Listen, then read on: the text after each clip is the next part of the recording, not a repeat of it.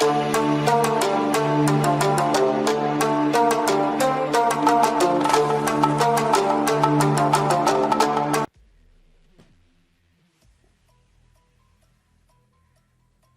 اللہ الرحمن الرحیم۔ السلام علیکم ورحمۃ اللہ وبرکاتہ۔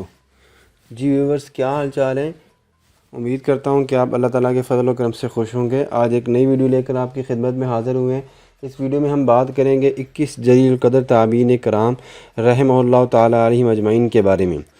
یہ کتاب لکھی ہے حضرت مولانا محمد عبد الرحمن مظاہری نے۔ اگر آپ اس کتاب کو سرچ کرنا چاہیں تو آپ ایک ویب سائٹ ہے www.kitabsunnat.com، آپ وہاں پہ جا کے اس کتاب کو سرچ کر سکتے ہیں اور اس کو وہاں سے ڈاؤن لوڈ کر کے وہاں سے پڑھ سکتے ہیں۔ لیکن چونکہ کتاب کا میں ریویو دوں گا آپ کو، اس کتاب میں جو جن تابعین کے بارے میں ہم بات کریں گے، آیا وہ اپنی زندگی میں کیسے تھے، ان کا عمل کیسا تھا اور انہوں نے کیا کام سر انجام دیا، ہم بات کرتے ہیں۔ اور یہ کتاب لکھی ہے ادارہ اسلامیات کراچی لاہور نے۔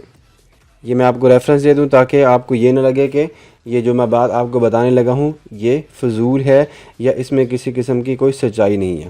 سب سے پہلے میں آپ کو ایک لسٹ بتا دیتا ہوں 21 جلیل القدر تابعین کے بارے میں۔ دھیان سے سنیے گا، چونکہ میں آپ کو صرف سنا ہی سکتا ہوں، لکھنے کے لیے معذرت، چونکہ آج کل بہت زیادہ کام میرا پینڈنگ میں پڑا ہے، اس لیے میں 2-3 دن سے ویڈیو بھی نہیں بنا رہا تھا۔ لیکن آج تھوڑی سی میں نے ہمت کی کہ چلو ویڈیو بنا لیتے ہیں اپنے سامعین کے لیے، ویورز کے لیے۔ تو میں اسی سلسلے میں ایک چھوٹی سی ویڈیو لے کر آیا ہوں، تو ویڈیو کو دیکھا بھی کریں، اس کو لائک بھی کیا کریں۔ میں آپ کو لسٹ سب سے پہلے بتانے لگا ہوں۔ سب سے پہلے نمبر پر ہمارے پاس آتے ہیں حضرت اویس کرنی رحمۃ اللہ علیہ۔ دوسرے نمبر پر حضرت ابو مسلم خولانی۔ تھرڈ حضرت ربیع بن خثیم۔ فورتھ حضرت علقمہ بن قیس۔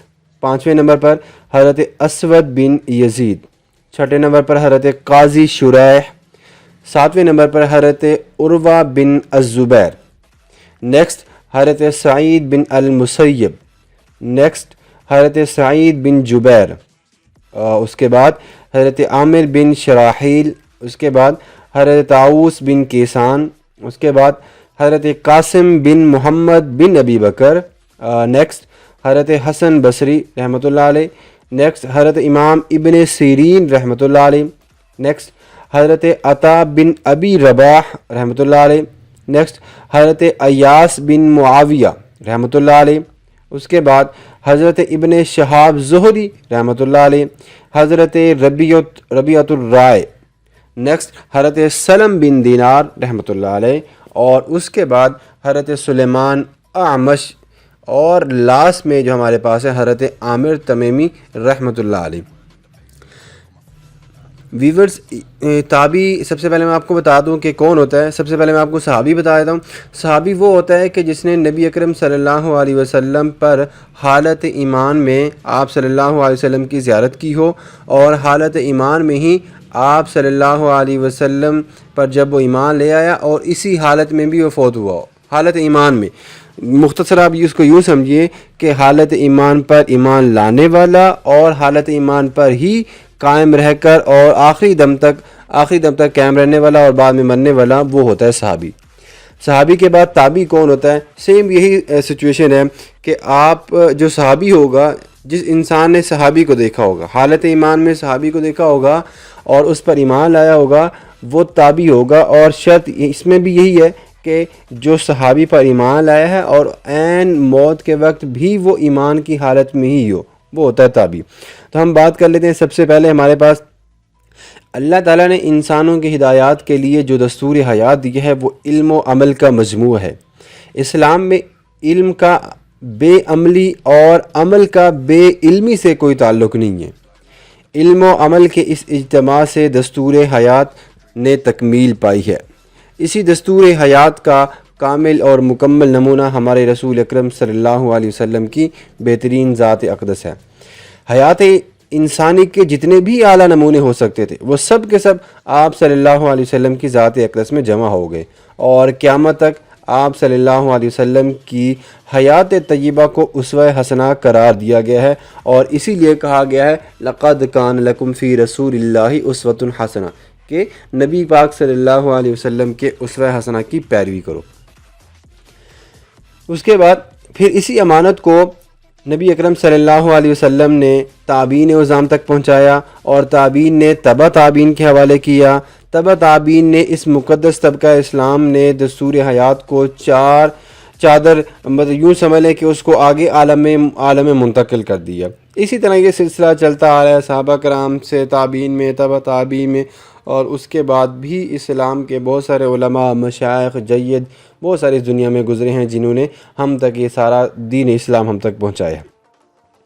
اسلام کی معراج کے کمال کے یہ 3 ادوار ہیں جن پر اسلام کی عظیم عمارت دائم و قائم ہو گئی ہے. قرآن کریم نے ان تینوں ادوار کی رشد و ہدایت اور ان کے صلاح و فلاح کی شہادت دی ہے. سورہ توبہ آیت نمبر 100 اللہ تعالیٰ نے فرمایا وَالسَّابِقُونَ الْأَوَّلُونَ مِنَ الْمُهَاجِرِينَ وَالْأَنصَارِ وَالَّذِينَ اتَّبَعُوهُم بِإِحْسَانٍ رَضِيَ اللَّهُ عَنْهُمْ وَرَضُوا عَنْهُ وَأَعَدَّ لَهُمْ جَنَّاتٍ تَجْرِي تَحْتَهَا الْأَنْهَارُ خَالِدِينَ فِيهَا أَبَدًا ذَلِكَ الْفَوْزُ الْعَظِيمُ. ترجمہ ملاحظہ کیجئے. اور جو مہاجرین اور انصار ایمان لانے میں سابق اور مقدم ہیں اور جن لوگوں نے نیک کرداری میں ان کی پیروی کی، اللہ ان سب سے راضی ہوا اور وہ سب اللہ سے راضی ہو گئے. اور اللہ نے ان کے لیے ایسے باغات تیار کر رکھے ہیں کہ جن کے نیچے نہریں بہہ رہی ہیں، اور ان باغات میں یہ لوگ ہمیشہ ہمیشہ رہیں گے، اور یہی سب سے بڑی کامیابی ہے. اس آیت مبارکہ میں سابقون الاولون سے مراد مہاجرین اور انصار ہیں، اور ان کی پیروی کرنے والے وہ لوگ ہیں جنہیں ہم آج تابعین کرام کے نام سے یاد کرتے ہیں اور جن کے بارے میں ہم آج بات بھی کریں گے. اس لحاظ سے تابعین کرام اسلام کا وہ مقدس طبقہ ہے کہ جنہوں نے رسول اکرم صلی اللہ علیہ وسلم کی تعلیم و ہدایات اور آپ صلی اللہ علیہ وسلم کے اصحاب کی علمی اور عملی وراثت کو عام مسلمانوں تک پہنچایا ہے. میں نے آپ کو نام بتا دیے تھے. اب میں آپ کو بتا دیتا ہوں کہ تابعین کرام کس کس شہر میں کون کون سے ہیں. یہ ڈیٹیل اگر میں آپ کو بتاؤں گا تو آپ کو زیادہ سمجھ نہیں آئے گی، اس لیے ہم اپنی ویڈیو کی طرف چلتے ہیں جو ہمارا ٹاپک ہے. لیکن اس سے پہلے اگر آپ لوگوں نے ہمارے چینل کو سبسکرائب نہیں کیا، چینل کو سبسکرائب کر لیں، بیل آئیکن کو پریس کر لیں تاکہ آپ کو ہماری آنے والی ہر ویڈیو جلد از جلد ملتی رہے. ایک بات یہ بھی میں آپ کو بتا دوں کہ اس چینل پہ آپ کو ہسٹری سے متعلق، تاریخ سے متعلق، اسلامی تاریخ ہو، اسلامی واقعات ہوں، انبیاء کے واقعات ہوں، نبیوں کے واقعات ہوں، یا اولیاء کے واقعات ہوں، یا صوفیہ کرام کے واقعات ہوں، اسی طرح مسلم سائنسدان ہیں، اسی طرح بہت ساری سلطنتیں. جیسے آپ کو پتہ ہے سلطنت عثمانی آج کل بہت عروج پر ہے. آپ نے اگر آج کل ارطغرل غازی کے نام سے ایک ڈرامہ دیکھا ہوگا پی ٹی وی پر، وہ عروج پر ہے. ارطغرل غازی سلطنت عثمانیہ کی بنیاد کس نے رکھی؟ اس کے علاوہ سلطنت عباسیہ، خلجی خاندان، تغلق خاندان، لودھی خاندان، ابراہیمی خاندان، اور یوں سمجھ لیں کہ جو مغلیہ خاندان ہے، بہت ساری سلطنتیں. ان سب کے بارے میں آپ کو فردن جو ہے وہ ڈیٹیل اس چینل پر ہی ملتی ہے، تو چینل کو ضرور سبسکرائب کیجیے گا. سب سے پہلے ہم بات کر لیتے ہیں ایک حدیث مبارکہ سے. حضرت ابو سعید خدری رضی اللہ تعالیٰ عنہ فرماتے ہیں کہ رسول اکرم صلی اللہ علیہ وسلم نے ارشاد فرمایا مسلمانوں پر ایک زمانہ ایسا بھی آئے گا جس میں ایک جماعت جہاد کرے گی. ان سے پوچھا گیا کہ کیا تم میں کوئی ایسا شخص بھی ہے جس نے رسول اکرم صلی اللہ علیہ وسلم کو دیکھا ہو؟ وہ کہیں گے ہاں موجود ہے، اور اسی کی برکت سے انہیں فتح دی جائے گی. پھر ایک اور جماعت جہاد کرے گی، ان سے بھی یہی سوال پوچھا جائے گا کہ کیا تم نے اس شخص کو دیکھا؟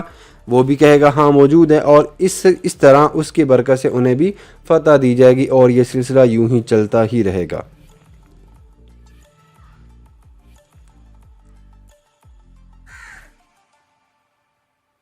ہم بات کر لیتے ہیں سیرت حضرت اویس بن عامر القرنی رحمۃ اللہ علیہ کے بارے میں. آپ کی وفات ہوتی ہے 37 ہجری میں. ہم سٹارٹ کر لیتے ہیں. رسول اکرم صلی اللہ علیہ وسلم نے ان کے بارے میں فرمایا اگر وہ کسی بات پر قسم کھا لیں تو اللہ تعالیٰ اس کی تکمیل کر دیتی ہیں. اور یہ بات مسلم صحیح جو صحاح ستہ کی مشہور کتاب ہے مسلم، اس میں یہ بات موجود ہے. اویس قرنی رحمۃ اللہ علیہ ملک یمن کے باشندے عہد نبوت میں موجود تھے، لیکن زیارت رسول صلی اللہ علیہ وسلم سے مشرف نہ ہو سکے. نبی اکرم صلی اللہ علیہ وسلم کو وحی الہی سے معلوم ہوا کہ وہ آپ پر ایمان لا چکے ہیں اور آپ صلی اللہ علیہ وسلم کی زیارت کے لیے بے چین ہیں، لیکن چند مجبوریوں کے باعث آپ صلی اللہ علیہ وسلم کی ملاقات سے معذور ہیں. حضرت اویس کرنی رحمۃ اللہ علیہ نے اپنی زندگی اسی تمنا اور خواہش میں گزار دی۔ ان کا جسم اگرچہ یمن میں تھا لیکن روح مدینہ پاک کی گلیوں میں رواں دواں کرتی تھی۔ نبی اکرم صلی اللہ علیہ وسلم کو اویس کرنی رحمۃ اللہ علیہ سے خصوصی تعلق تھا۔ آپ صلی اللہ علیہ وسلم نے ایک دن حضرت عمر رضی اللہ تعالیٰ عنہ سے فرمایا، اے عمر، قبیلہ مراد یمن کا ایک شخص ہے جس کا نام اویس ہے، یمن کی امداد کے ساتھ تمہارے پاس آئے گا۔ اس کے جسم پر برس کے داغ ہیں، سب مٹ چکے ہوں گے، صرف درہم برابر ایک داغ باقی ہوگا۔ اس کی ماں با حیات ہے، وہ اس کی دل و جان سے خدمت کرتا ہے۔ وہ جب کسی بات پر قسم کھا لیتا ہے تو اللہ تعالیٰ اس کی بات کو پورا کر دیتے ہیں۔ اگر تم کو اس کی دعا لینی ہو تو ضرور دعا کروا لینا۔ مسلم شریف جلد 7 باب فضائل اویس کرنی رحمۃ اللہ علیہ۔ سیدنا عمر فاروق رضی اللہ تعالیٰ عنہ اس حقیقت سے آشنا ہونے کے لیے منتظر تھے۔ نبی اکرم صلی اللہ علیہ وسلم کی جب وفات ہو گئی، خلافت حضرت ابوبکر صدیق رضی اللہ تعالیٰ عنہ کی خلافت آئی، وہ بھی گزر گئی، لیکن حضرت اویس کرنی رحمۃ اللہ علیہ سے آپ کی ملاقات نہ ہو سکی۔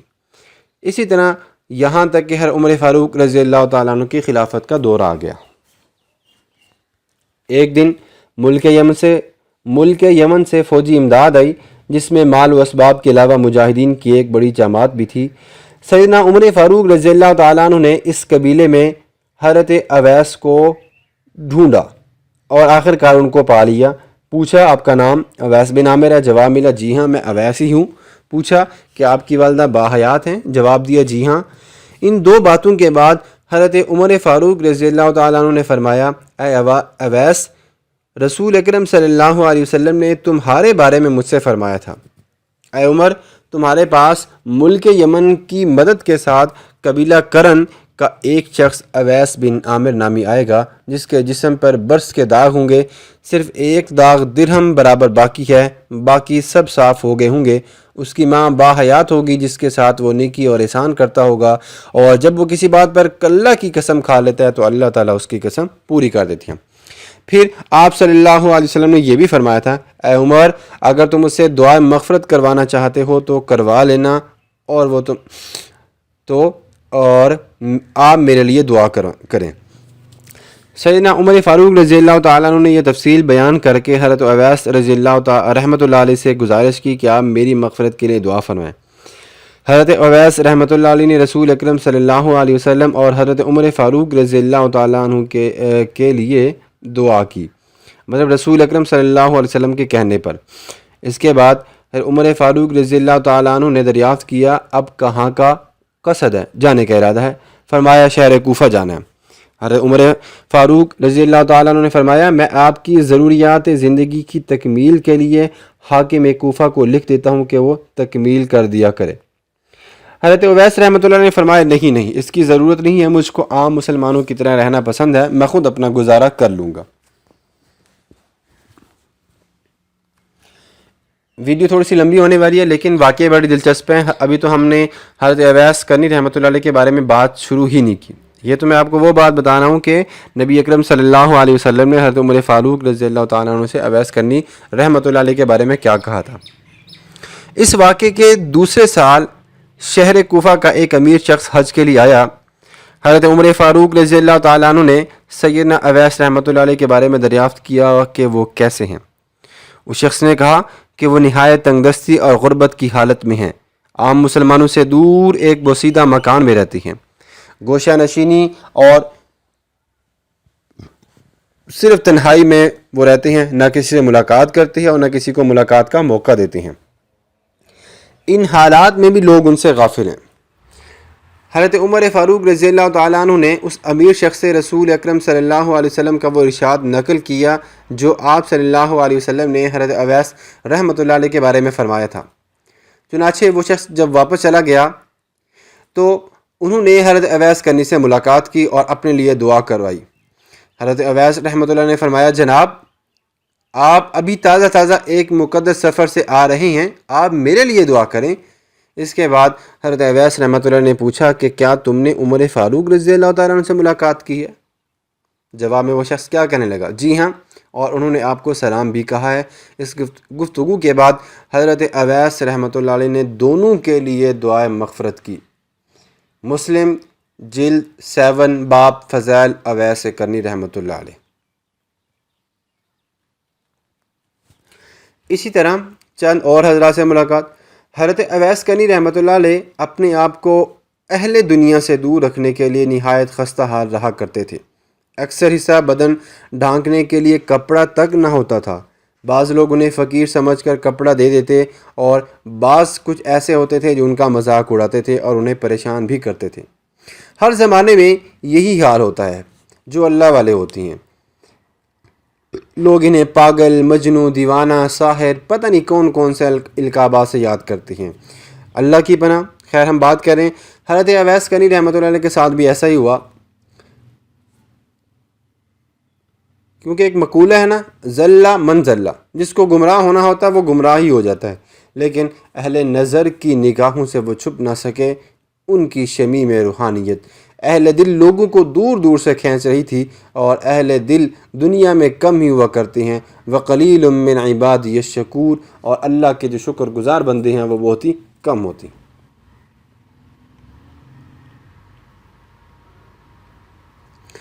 حضرت اویس رحمۃ اللہ علیہ کی زیارت اور ملاقات کے لیے شہر کوفہ کا سفر کیا گیا۔ شہر میں ہر جگہ دریافت کیا گیا، کچھ پتہ نہ چلا۔ معلوم ہوا کہ وہ شخص شہر میں شاذ و نادر ہی ملا کرتے ہیں، پھر گمنام ایسے کہ بہت کم لوگ انہیں جانتے ہیں۔ شیخ حرم بن حیان کہتے ہیں کہ میں ان کی تلاش میں کئی دن بھٹکتا رہا۔ آخر ایک دن میں نے نہر فرات کے کنارے پہنچا۔ وہاں میں نے ایک شخص کو دیکھا کہ نہر کے کنارے وضو کر رہا ہے اور اپنے کپڑے دھو رہا ہے۔ چونکہ میں ان کے اوصاف سن چکا تھا، اس لیے بغیر کسی تردد کے میں نے پہچان لیا۔ وہ کچھ بھاری بدن، گندمی رنگ، بدن پر بال زیادہ، سر مونڈا ہوا، گھنی داڑھی، جسم پر کپڑے، چہرہ پر وقار قسم کا۔ میں آگے بڑھا اور سلام کیا اور انہوں نے جواب دیا۔ میں نے کہا اویس تم پر اللہ کی رحمت ہو، کیا حال ہے؟ جواب ملا اللہ کا شکر اور احسان ہے، اچھا ہوں، زندگی کے دن پورے کر رہا ہوں، رب سے ملاقات کا انتظار ہے، بس اس دنیا سے اور کچھ بھی نہیں چاہیے، کچھ مطلب نہیں ہے۔ اس گفتگو کے درمیان ان کی خستہ پستہ حالت پر میں وہیں رو پڑا۔ مجھے روتا دیکھ کر حضرت اویس رحمۃ اللہ علیہ نے فرمایا، حرم بن حیان، اللہ تمہاری مغفرت فرمائے، میرے بھائی تم ایسا کیوں رو رہے ہو؟ تم کو میرا پتہ کس نے دیا؟ میں نے کہا اللہ نے مجھے توفیق دی، بس اسی کی ہدایت پر میں یہاں آ گیا۔ شیخ حرم بن حیان کہتے ہیں کہ حضرت اویس رحمۃ اللہ علیہ نے میرا نام لے کر خطاب کیا۔ مجھے تعجب اور حیرت ہوئی کہ انہوں نے میرے نام اور میرے والد کا نام کیوں کر جانا، کیسے جانا، جبکہ میں نے اس سے پہلے نہ آپ کو دیکھا اور نہ آپ نے مجھ کو دیکھا۔ میرے سوال پر اویس رحمۃ اللہ علیہ نے فرمایا، بہرام بن حیان، اللہ علیم و خبیر نے مجھے اطلاع دی ہے، جب تمہارے نفس نے میرے نفس سے بات کی اس وقت میری روح نے تمہاری روح کو پہچان لیا۔ اہل ایمان ایک دوسرے سے دور نہیں رہتے، ایمانی رشتہ ایک دوسرے کو پہچان ہی لیتا ہے۔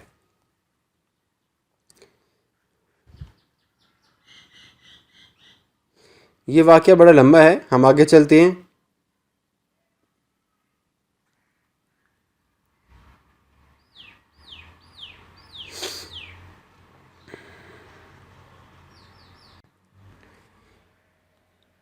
اب ہم بات کر لیتے ہیں علم ظاہر اور علم باطن کا۔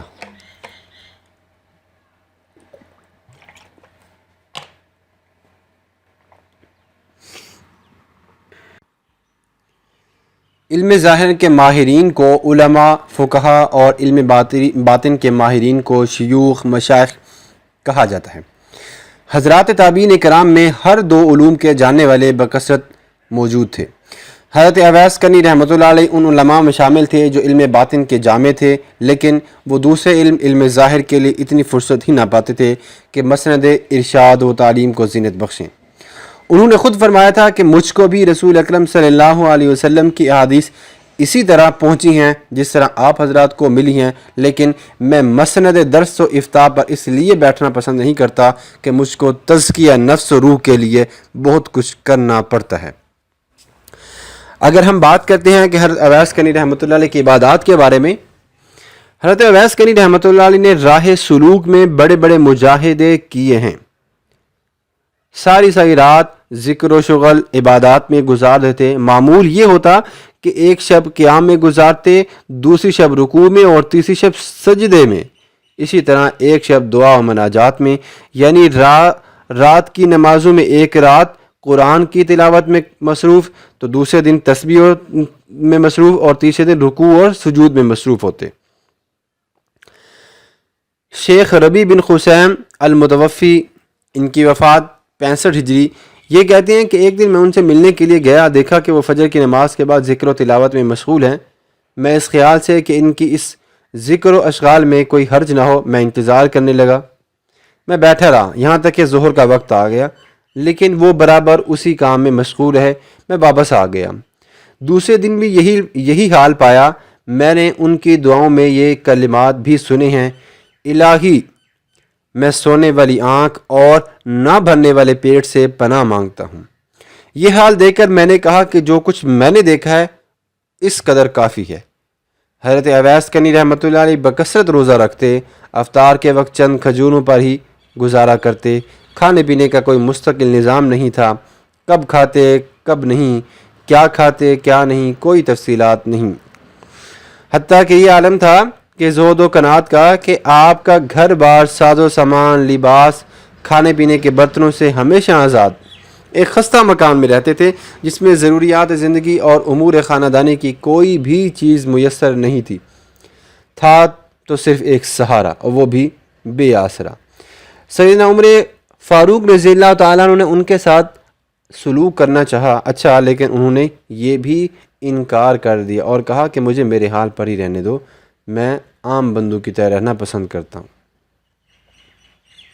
شہرت سے بہت زیادہ اجتناب کیا کرتے تھے. دنیا سے میل جول کی قطعی گنجائش نہیں ہوتی تھی، اس لیے وہ ہر اس موقع سے دور رہتے تھے جس میں شہرت اور ناموری کی بو محسوس کرتے.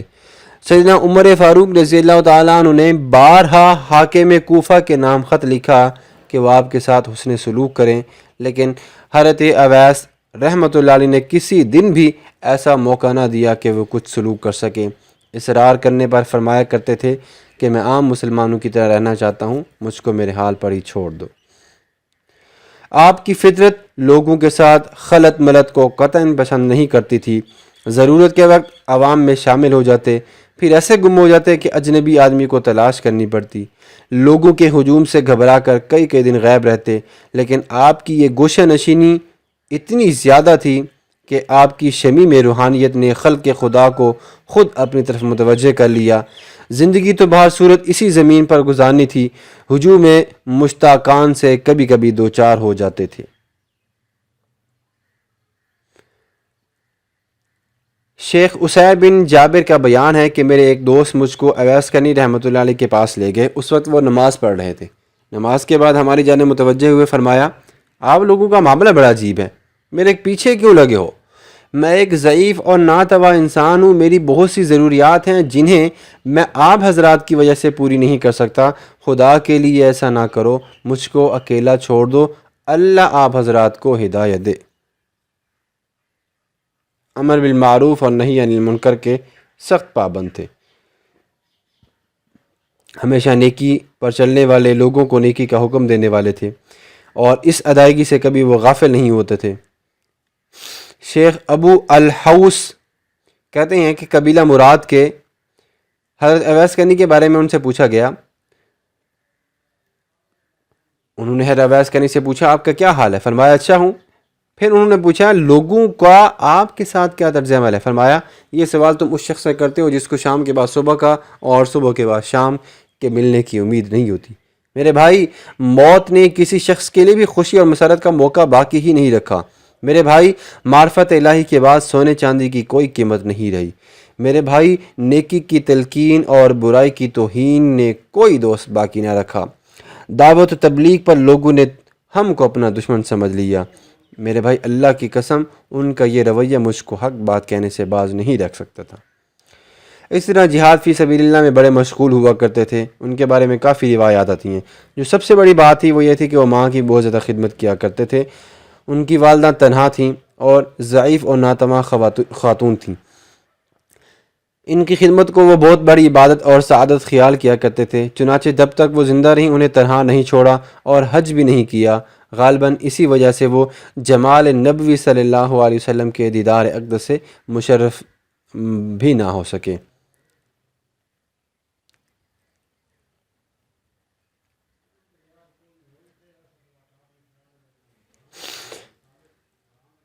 کہتے ہیں کہ اس دنیا میں کوئی بھی انسان جب آتا ہے تو ایک نہ ایک دن اس کو جانا ضرور ہوتا ہے۔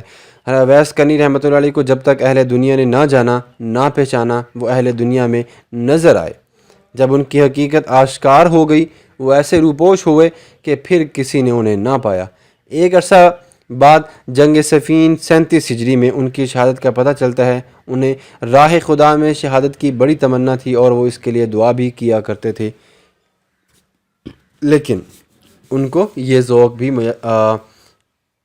نصیب نہ ہوا۔